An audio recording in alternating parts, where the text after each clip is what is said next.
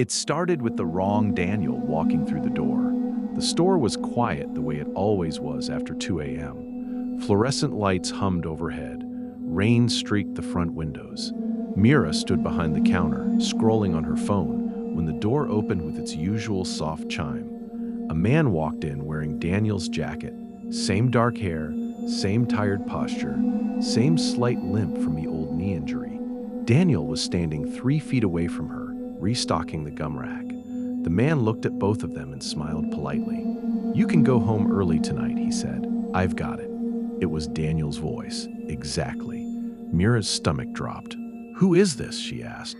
The copy didn't answer. He walked behind the counter like he belonged there, typed Daniel's 6-digit employee code into the system without hesitation, and started organizing the energy drinks the exact way Daniel always did. Tallest in the back, labels facing forward, coldest ones pushed to the front.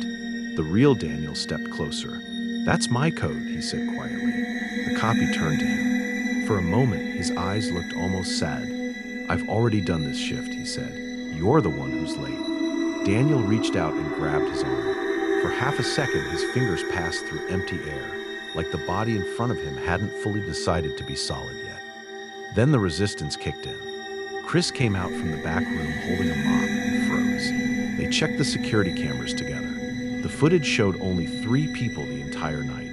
No fourth figure, no extra clock-in, no record of anyone else entering the store. The next night, it happened again. This time, the copy was Mira. She walked in at 1:54 a.m., wearing the same hoodie, same jeans, same small silver necklace. The real Mira was already behind the register. The copy looked at her the way someone looks at a younger sibling who's trying too hard. "You look tired," she said gently. "I'll take over." Within 20 minutes, the real Mira's nose started bleeding. She forgot Chris's last name for almost a full minute. When she tried to leave, the door wouldn't unlock for her, only for the copy. By the third night, Chris didn't show up at all. At 2:03 a.m., a perfect version of him walked through the door, already holding the mop, already wearing the same faded black shirt. "Sorry I'm late," he said. "Traffic." Daniel and Mira just stared. The copy of Chris checked the handwritten schedule taped to the wall. Then he looked at the two of them with quiet understanding. "Ah," he said. "So it's my turn to stay." He clocked in. Outside, the parking lot was completely empty. No cars, no streetlights, just the wet highway stretching into black in both directions.